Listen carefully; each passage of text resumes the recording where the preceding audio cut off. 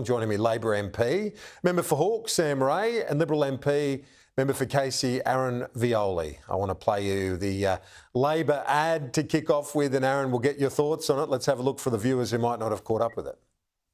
These are all cost of living measures introduced by the federal Labor government because we understand the pressure families are under, and every little bit helps.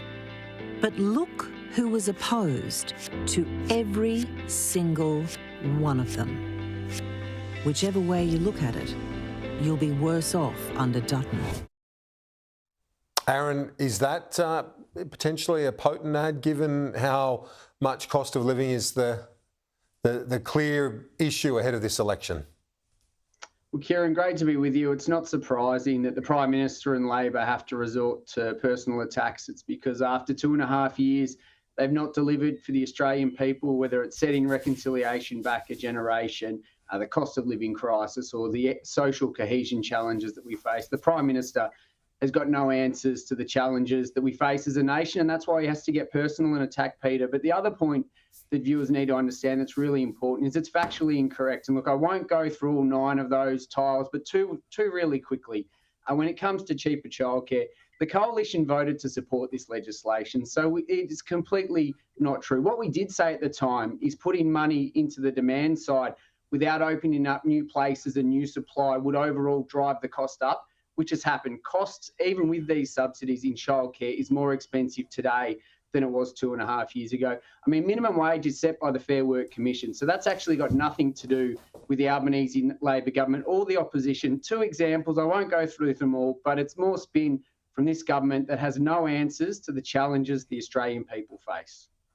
Sam Ray, you're a former campaigner, and I know you've seen these as they've been put together, these political advertising over the years. Is negative advertising, is this just a reality we've got to come to grips with? As much as you might like to be positive, it's going to be negative, this campaign, isn't it?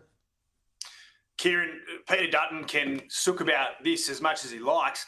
Everything in this ad is factual. It is absolutely spot on. It is the truth, despite that creative bit of word salad we got out of Aaron just there.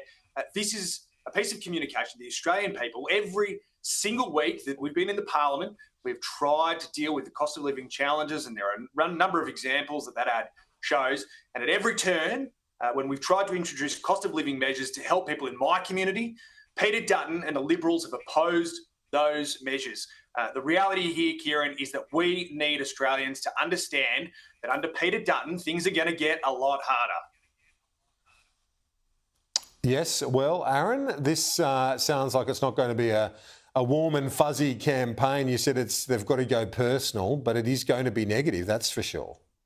Well, it looks like it. As I said, the Prime Minister promised a kinder, gentler Parliament. We saw him, have to resort to a personal attack against the Shadow Treasurer using a slur that offended many in the disability community. And I'd remind Sam to look at Hansard. It's in Hansard that we voted to support that childcare subsidy. So I don't know where they've come up with it, unless Hansard is suddenly incorrect. But that's the thing. The Labor government have got nothing but political spin. And the Australian people know that. They know that they're struggling. 2.5 years later, they're all worse off.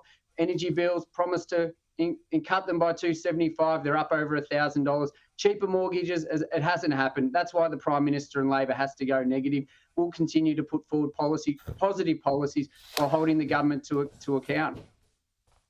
This is obviously the part of the negative side, but Sam, it's going to be so important for the government, out of your control, yes, but important politically, that the RBA does cut rates mid-February. Out of our control, indeed, Kieran. I've long been an advocate for the RBA to start reducing the interest rate, but of course they are an independent function. They get to make their own decisions, and we get to, sit back and pass judgment about how they're going at it. We have faced a really difficult period here in our country and our economy. Coming out of Scott Morrison's period as Prime Minister, we saw inflation. Do you think they will? We saw interest rates going up. Do you think they will cut rates in February? I very much hope they do, and I think they should. But I don't. I've learnt the lesson of trying to guess at what the RBA are up to. I mean, we've created 1.1 million jobs since we came into government.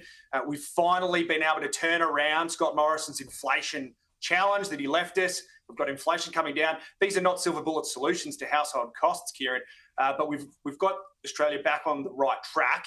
We need to stay the course. And the reality is, as I said, Australians are going to do worse if Peter Dutton is elected Prime Minister. We all know that. He will cut health. He'll cut education. He will make life harder for Australians. Aaron, I think there might be a unity ticket in the sense that you would want the RBA to cut rates too, wouldn't you, in February?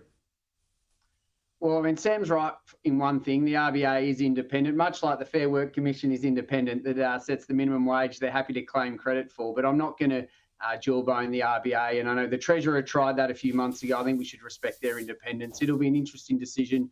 We will wait and see. Trim mean is still at 3.2%. Services inflation is at 4.2%. Obviously, there's a lot happening in the US at the moment. So many factors. What we do know that is not disputed is that in many other countries, many other comparable economies, interest rates were cut about 6 months ago. The RBA Governor herself talked about homegrown inflation and the government spending that is holding interest rates up due to a higher inflation rate. So we will see. There's obviously many Australians that are struggling, waiting with interest to see what happens in a few weeks with the RBA. Yes, indeed, Aaron. And Sam, I know you're heading to Canberra later in the day. We'll see you over coming days and catch you on air next Monday. Thanks, gents.